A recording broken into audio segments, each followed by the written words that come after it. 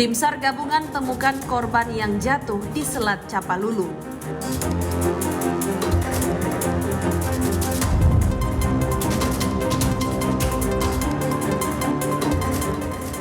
Formula konsep pemilu 2024 diminta ramah lingkungan.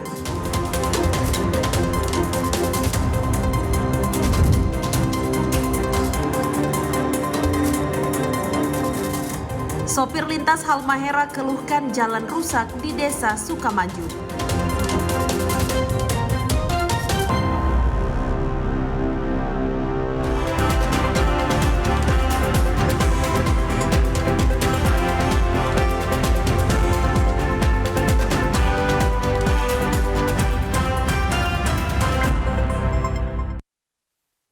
Selamat malam pemirsa, program Maluku Utara hari ini kembali hadir untuk mengisi ruang informasi Anda.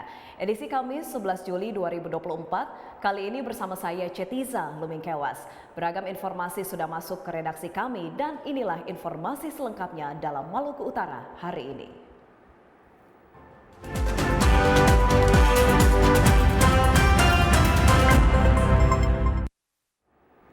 Kita ikuti informasi pertama. Setelah 3 hari melakukan pencarian, tim SAR gabungan akhirnya menemukan korban yang terhempas dari longboat sehingga jatuh di laut sekitar Selat Capalulu, Kepulauan Sula, Maluku Utara.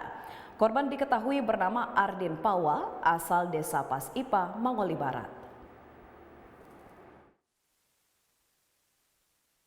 Upaya pencarian oleh tim SAR gabungan terhadap Ardin Pawah, warga Pas Ipa, Kecamatan Mangoli Barat yang jatuh dari longboat di perairan Selat Capalulu, Kepulauan Sula, Maluku Utara akhirnya menemukan hasil. Di hari ketiga operasi SAR, tim melakukan pencarian mulai pukul 7.30 waktu Indonesia Timur dan pada pukul 11.00 waktu Indonesia Timur, tim SAR gabungan berhasil menemukan korban.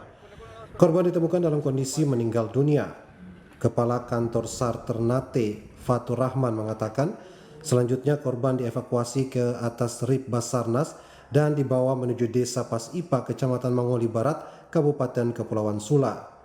Mayat korban akibat terhempas dan terjatuh di Selat Capalulu, kemudian diserahkan kepada pihak keluarga sekitar pukul 12.00 waktu Indonesia Timur. Pada pukul 10.40 waktu Indonesia Timur, tim SAR gabungan menerima informasi dari motoris yang melaksanakan dari rute Sanana Dopa melihat mayat terapung-apung di perairan Tanjung Kapita, Pulau Mangoli. Tim SAR gabungan menuju ke lokasi tersebut untuk melaksanakan proses evakuasi. Adapun korban ditemukan di koordinat 1 derajat 57 menit 31.41 detik Sera, 125 derajat 24 menit 41.70 detik East, dengan jarak kurang lebih dari titik duga yang diperkirakan jatuh kurang lebih sekitar 6.83 nautical mile, dengan diketemukannya korban dalam keadaan meninggal dan korban dievakuasi menuju ke RIP 01 Sanana. Sebelumnya pada Selasa 9 Juli kemarin, tim rescue unit siaga SAR Sanana mendapatkan laporan bahwa satu warga Desa Pas Ipa terjatuh dari longboat di perairan Selat Capalulu. Korban bersama 3 rekannya berangkat dari Desa Penu, Taliabu Utara menuju Desa Pas Ipa, Mangoli Barat menggunakan sebuah longboat.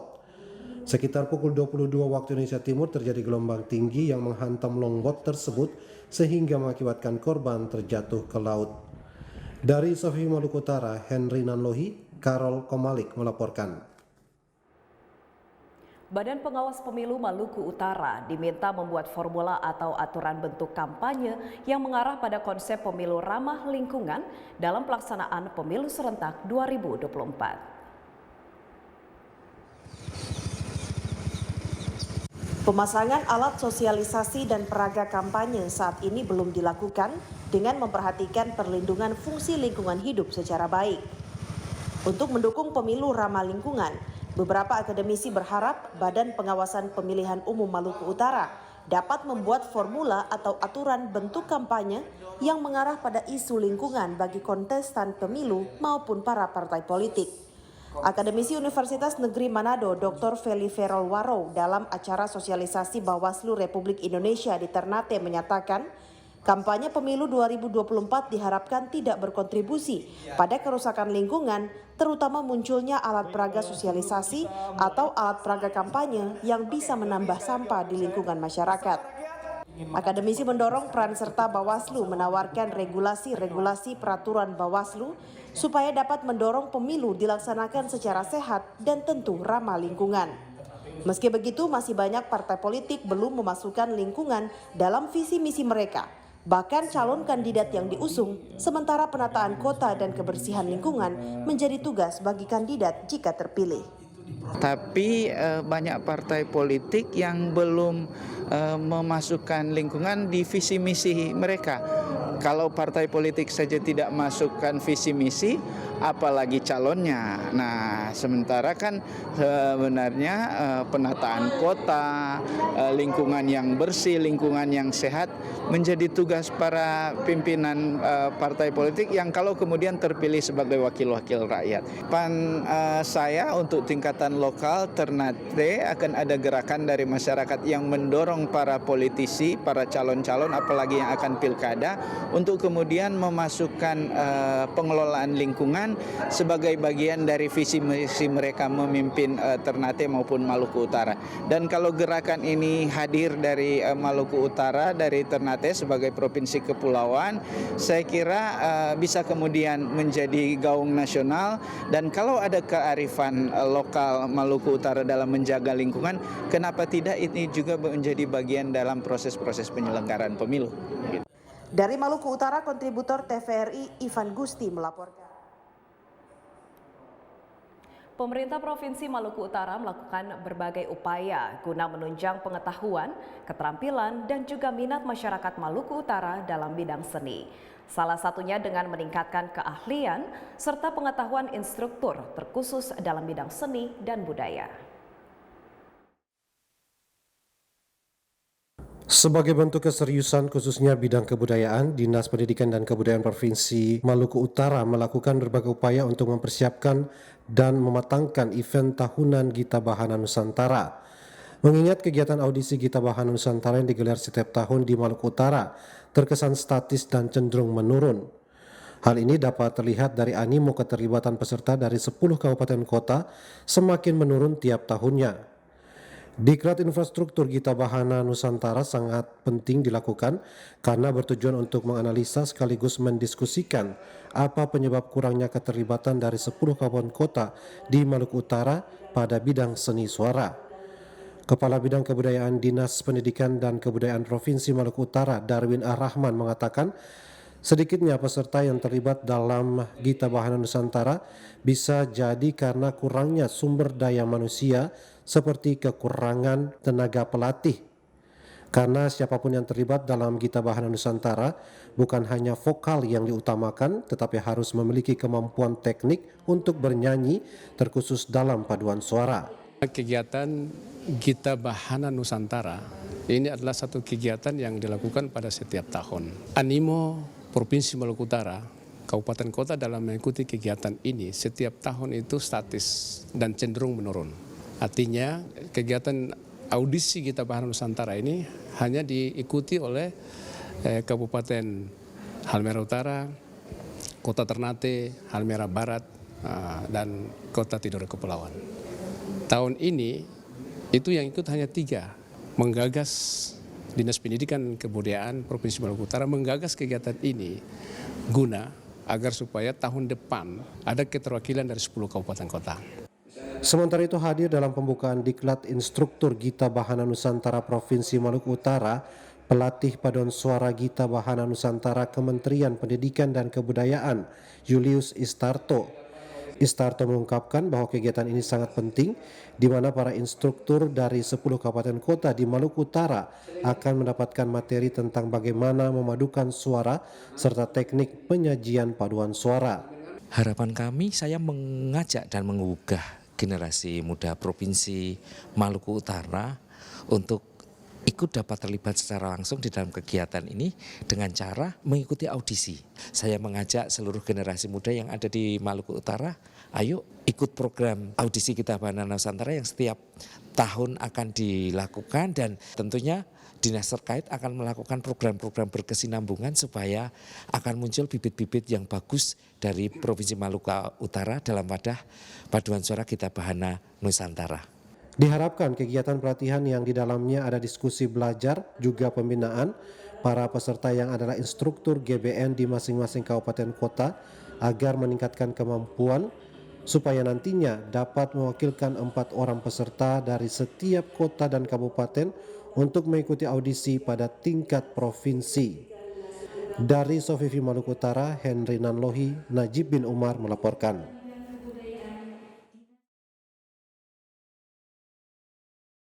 Sebagian jalan di Desa Sukamaju yang dapat membahayakan pengemudi dan penumpang, sehingga mereka berharap perbaikan jalan dapat realisasi.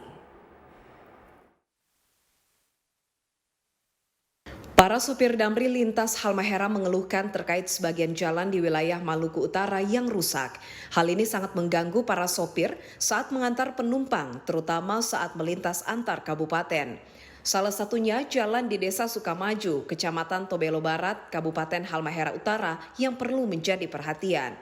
Ketika bus melintas di sebagian jalan tersebut dan tidak menggunakan ban cakar, maka dapat tertanam di dalam tanah, sehingga dapat mengakibatkan kecelakaan lalu lintas dan waktu tiba di tujuan dapat semakin lama.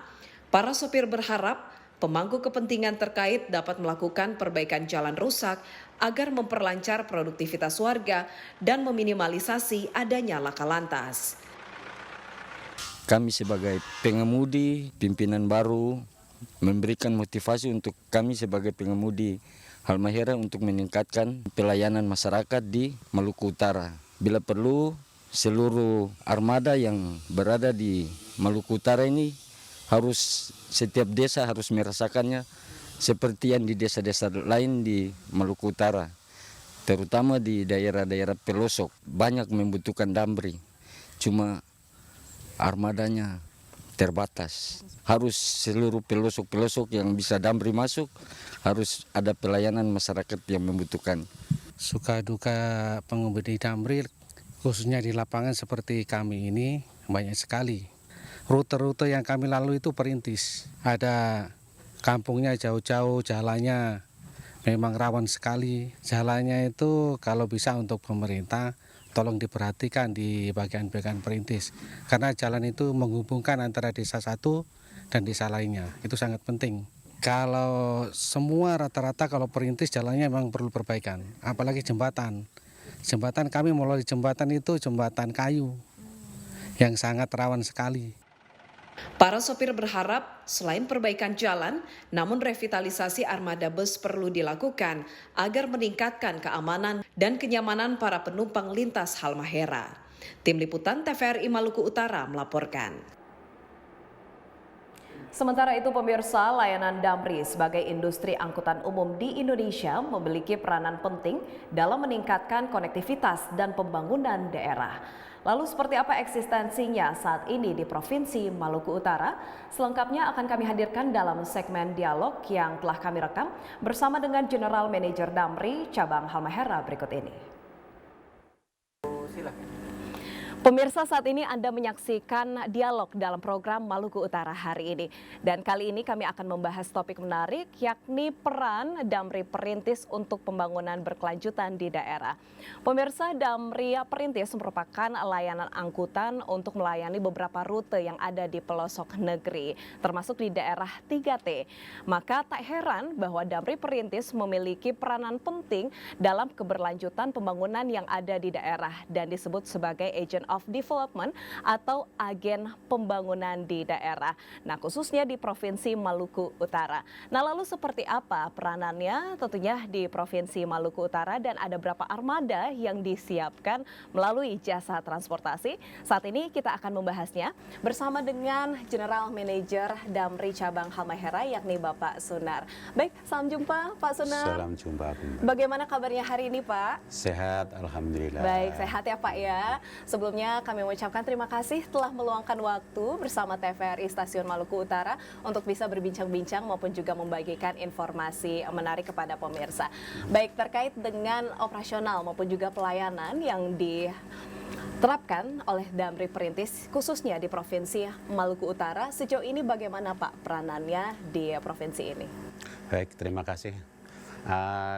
Damri yang ada di Provinsi Maluku Utara yang kita komandoi dari Halmahera Utara ini cukup untuk membantu pelayanan kepada masyarakat, terutama masyarakat yang terisolir, yang belum ada angkutan, yang memerlukan angkutan, sehingga masyarakat bisa dengan mudah, dengan ongkos yang begitu murah, aman, nyaman dari tempat terutama tempat pedesaan yang terisolir ke menuju kota, sehingga sangat membantu dengan adanya Damri yang masuk ke daerah-daerah, diharapkan bisa membantu perekonomian dan arus sosial kemasyarakatan menjadi lancar. Baik, tentunya ini juga bisa meningkatkan produktivitas warga ya Pak ya.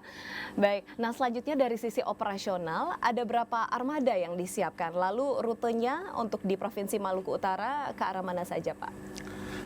Terima kasih. Untuk armada semua kita siapin 20 armada, yang 18 ada di trayek di semua Provinsi Maluku Utara. Yang ada di Halmahera, yang ada di Pulau Halmahera sendiri itu ada 9 trayek dengan dilayani 11 bis, yaitu yang di Pulau Halmahera itu ada dari Tobelo sampai ke Loleba, ada yang Tobelo sampai Trans Sukamaju, ada Tobelo sampai ke Saluta, ada dari Trans Toliwang ke Mariput, ada juga yang dari Jailulu sampai Transkowal, ada di ibu kota Sopipi juga ada di sana. Yang ada di Weda, dari Weda ke daerah pertengahan Patani, yaitu di kampung apa itu ya? Di kampung di pertengahan itu di 14 km dari itu ada di situ. Terus ada dari Weda ke Saketa, itu yang ada di Halmahera, itu berarti ada 11 bis. Terus yang ada di Morotai ada 1 trayek dilayani 2 bis, yaitu dari Sopi, Bere-Bere, Daruba sampai Wayahua. Ya, untuk ke mana Tidore ada juga 1 dari Terminal Sarimalaha sampai ke penyeberangan Rum, dilayani 1 bis. Untuk yang di Bacan ada 2 trayek, yaitu trayek Pipinoi sampai Babang, ada yang dari Belang-Belang sampai Gubung, ada di situ. Nah, yang di Sanana daerah 3T itu ada 2 trayek dari Pasar Bogi sampai Manap. Ada juga dari Terminal Pogi, sebenarnya itu sama, hanya beda, ada terminal dengan pasar itu hanya berdekatan, beda jalan aja. Jadi dari Pasar Pogi ke Manap, ada yang dari Terminal Pogi sampai Pelabuhan Peri. Jadi itu ada semua, ada 18 bis, 15 trayek dengan 2 cadangan. Baik, nah selain juga melayani angkutan massal bagi para penumpang, apakah juga ada untuk angkutan barang Pak yang dilayani oleh Damri? Kebetulan kita kemarin tanggal 22 Juni kemarin kita ada launching angkutan barang yang ada di Perintis, yaitu barang tol laut. Jadi dari Pelabuhan Matowi ke Kota Jailulu aja. Untuk ini uji coba tahun ini hanya 1 trayek aja. Mungkin kedepannya mungkin ya mudah-mudahan bisa lancar di sana, nanti bisa berkembang sesuai dengan permintaan yang ada di masyarakat sana. Ada 5 lintasan sebenarnya. Baik. Tapi untuk tahun ini uji coba 1 lintasan. Baik, bagaimana Pak caranya masyarakat bisa mengakses tentunya fasilitas yang diberikan oleh Damri cabang Halmahera ini? Pertama kalau untuk angkutan perintis memang aksesnya bisa kita bisa dari media-media sosial, bisa juga sebenarnya ada pembelian online juga bisa, Traveloka sebenarnya bisa. Tapi kalau untuk angkutan barang tentu ada GPT, jadi saya ada pengurusan tol laut di sana, ada mekanisme dengan perizinan dengan Disperindak. Jadi kita itu hanya memberikan subsidinya saja di bidang biayanya saja. Baik, nah sejauh ini kalau menurut Bapak bagaimana untuk eksistensi Damri cabang Halmahera tentunya untuk bisa melayani masyarakat melalui jasa transportasi? Kita berusaha sebaik mungkin, semaksimal mungkin supaya perkembangan Damri di Halmahera ini semakin baik. Pertama kita menjaga regularitas trayek. Jadi bis itu harus ada di tiap hari trayek. Nah untuk menjaga regularitas trayek itu kita harus mengkondisikan armada-armada kita yang ada, terutama maintenance-nya. Maintenance-nya harus kita jaga supaya keberlanjutan itu juga masih tetap eksis. Baik, artinya juga ramcek ya Pak ya, uji kelaikan juga terus dilakukan. Nah selain itu Pak, bagaimana menjamin agar tentunya armada ini tetap aman begitu ya dan menjamin keselamatan para penumpang? Tentu kita berbagai upaya, terutama kita walaupun jauh di sana, kita rutin antara bagian-bagian manajer teknik maupun orang usaha, kita selalu kontrol ke daerah-daerah yang seperti saat sekarang aja kita ada petugas kita ada di Sanana, supaya apa, kita di samping kita cek melalui Baipun, kita juga melihat sendiri keadaan yang sebenarnya, supaya apa, kita memastikan bahwa kondisi bis tetap layak jalan gitu. Baik, kalau dari pantauan Bapak untuk lintasan maupun juga kontur jalan yang ada di sekitar Provinsi Maluku Utara itu seperti apa? Apakah ada tantangan tersendiri Pak yang dihadapi? Terutama jalan memang jalan di sini memang mayoritas bagus, tapi ada bagian jalan yang masih sirtu lah istilahnya ya, pengerasan sirtu. Seperti di Halmahera Timur di Gasubaim itu masih seperti itu, masih pengerasan aja baru-baru. Yang kemarin ini sih masih bergelombang-gelombang seperti ya begitulah keadaannya, memang mungkin gitu. Terus ada juga terjal kayak dari Biri-Biri ke Sopi itu ada yang begitu tanjakannya begitu terjal. Terus ada juga yang masih rusak. Pemeliharaan jalannya memang kurang stabil, saya lihat itu seperti itu. Baik, jadi semoga kedepannya juga ini bisa semakin baik begitu ya? Iya, harapan kami begitu, juga sarana prasarannya juga baik, semua rambu-rambu baik, sehingga juga karena jalan itu bagaimana juga faktor memberikan faktor keselamatan juga. Baik, sejauh ini Pak bagaimana untuk antusias maupun juga pemanfaatan Damri sendiri begitu bagi masyarakat? Terutama kepada masyarakat yang ada di pedesaan yang kita lalui itu begitu sangat senang, karena kalau seandainya 1-2 hari tidak ada itu sudah bertanya-tanya. Kenapa nggak ada? Walaupun toh penumpangnya emang nggak banyak, kan ada 2-3 orang, ya itu aja penumpangnya, ya itu aja. Karena kita tahu bahwa kepadatan penduduk di pedesaan, khususnya di Provinsi Maluku Utara ini juga masih jarang populasinya sih. Baik, lalu bagaimana Pak kalau untuk hari raya keagamaan, baik itu misalnya perayaan Idul Fitri ataupun juga Natal Tahun Baru, apakah mengalami peningkatan untuk jumlah penumpang dan bagaimana kesiapan yang dilakukan oleh Damri cabang Halmahera untuk menangani hal tersebut? Baik, untuk hari-hari raya, khususnya hari raya keagamaan di Tahun Baru, ya, Natal dan Tahun Baru, di sini memang tidak ada lonjakan yang secara signifikan seperti di daerah-daerah barat, memang belum. Karena pertama ya karena ya mungkin mau kemana, kegiatannya ya itu aja. Jadi melonjaknya arus penumpang itu dalam satu hari aja, mungkin 2 hari dalam jarak yang pendek. Artinya begitu. Begitu juga dengan hari raya Fitri, hari raya Idul Fitri juga begitu juga, tidak begitu melonjak yang signifikan. Tapi walaupun bagaimanapun karena kita itu instruksi kegiatan nasional, kita tetap siap untuk menyediakan armada melayani di tahun-tahun itu, walaupun toh tidak ada lonjakan penumpang. Baik, tetap melayani untuk negeri ya Pak ya. Ya, terakhir Pak, bagaimana sinergitas bersama dengan pihak pemangku kepentingan terkait tentunya untuk bisa terus meningkatkan layanan dari Damri Perintis ini?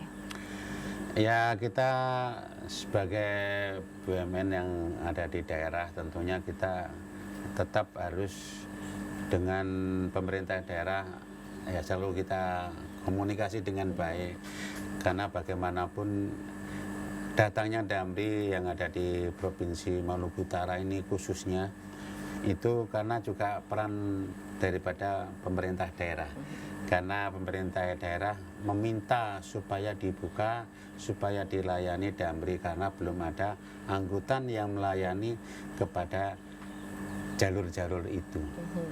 Baik, tentunya kedepannya diharapkan untuk kolaborasi maupun juga sinergitas ini tetap terjalin begitu ya Pak ya, antar stakeholder terkait, terutama juga masyarakat terus memanfaatkan fasilitas yang telah disediakan tentunya untuk bisa membangun dan meningkatkan perekonomian daerah. Baik, terima kasih banyak tentunya Bapak untuk informasinya dan semoga sehat selalu dan selamat bertugas kembali. Terima kasih Bu. Ya baik pemirsa, dan demikianlah segmen dialog dalam program Maluku Utara hari ini. Nantikan untuk topik-topik menarik berikutnya dalam program Maluku Utara hari ini. Pemirsa, kami ajak Anda untuk menyaksikan perakiraan cuaca Maluku Utara untuk edisi besok 12 Juli 2024 berdasarkan data Badan Meteorologi, Klimatologi, dan Geofisika Maluku Utara.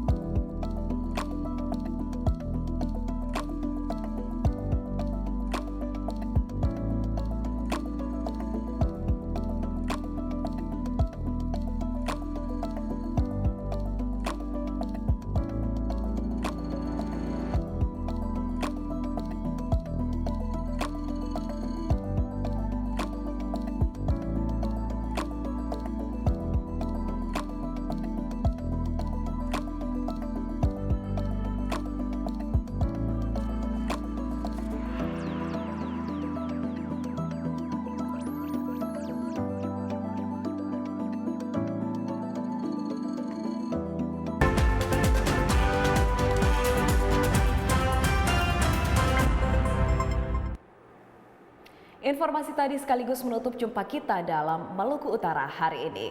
Akhirnya saya Cetiza Lumikawas bersama seluruh kerabat kerja yang bertugas mengucapkan terima kasih atas perhatian Anda, dan kini kami ajak Anda untuk menyaksikan program acara Mangente Negeri dengan judul Sehari di Kampung Toleransi.